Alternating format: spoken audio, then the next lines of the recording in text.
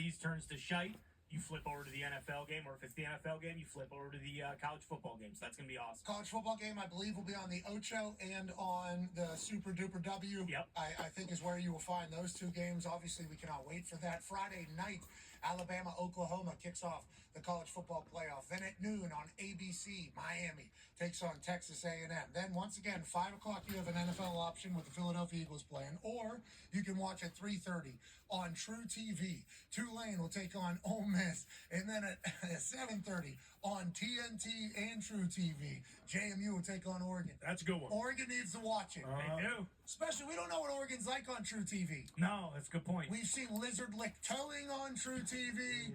We've seen multiple other shows on True TV that are high performance. Cops. Elite performance. Cops is on True TV. I believe Live TV potentially was, or Live PD was potentially on there at one point. We don't know what this Oregon team looks like on True TV. And I don't think they do either. JMU team, 12 wins. They know how to win ball games. Exactly. A lot of them. Don't be sleepwalking through this, Ducks. Don't be ducking around, Ducks, unless you want this JMU team to be the Cinderella story. Joel Klatt said, I'm sick of it all, okay? The NCAA March basketball tournament, March Madness, should be called March Stupidity. He said there's never any Cinderellas. The small schools that we want to win never go on to win. Joel Klatt took an entire take, not just on college football, letting smaller schools into the tournament, but also turned his sights to basketball.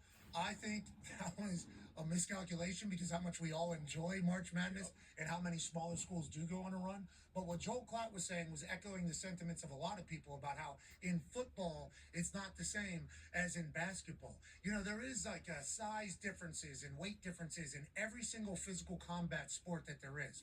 Fighting, wrestling, boxing, there's weight differences because of things. In football, is there a chance that this could be a weight class disadvantage for JMU versus Oregon, who has a top 4 paid roster? Okay, their D-line across the front, all multi-millionaires. The backups for the front 4 on D-line, all multi-millionaires. JMU got a tough group. Ladies and gentlemen, joining us now is a man whose arms couldn't touch each other whenever he was coming out.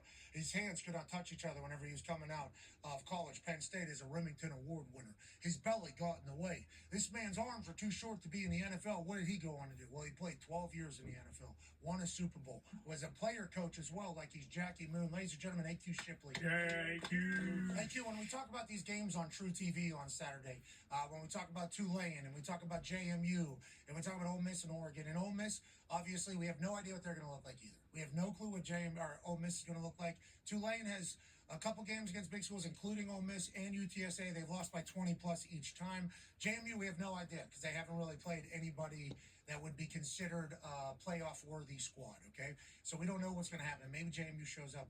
But the biggest difference is in the trenches, right? That's kind of where these types of games kind of get handled, which is the difference between football and basketball whenever you're talking about Cinderella stories in smaller schools maybe going on a run. It's trenches. I also think it's depth. I think that was the biggest thing. Whenever we used to play MAC schools, which, again, that's still Division I, it's not quite the level of JMU and Tulane, obviously, but maybe they are, but I just think depth. I think whenever you lose a guy, now you're on to your second guy. That second guy is also a 4-star at the big schools. Now that second guy is maybe a little bit undersized. Let's talk about what stars are normally for. Stars are normally projections of height, weight, athleticism, let alone film. I mean, film has to happen, but the reason why guys are 4 or 5 stars is because they have the dims. So whenever you talk about these big schools that are spending all this big money and get all the 5 stars, 4 stars, they're getting the dims. The opportunity, the potential is obviously all there, but it's the size that will be the biggest difference. Like, even our West Virginia team.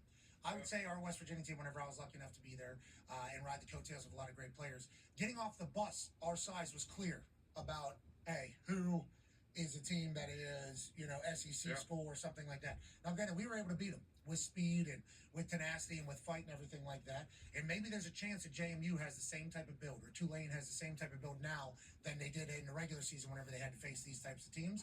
But it feels like in the modern era that we're in, the schools with the money, Oregon's certainly one of them. They're not the only one, but they are certainly one of them. And they should not be judged because they have money. They should be celebrated that they have money. That's a good thing for them. We all wish we had Uncle Phil Knight as alumni for our schools. But they got dudes, every big position.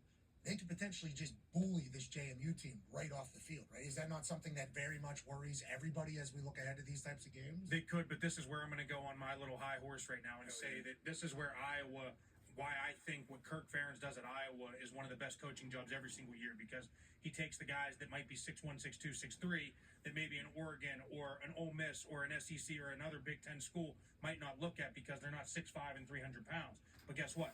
At the end of the day, what matters is what? Are you a football player? It's what you put on tape. And you can be 6'5". I played with multiple 6'5s, look like Tarzan, play like James.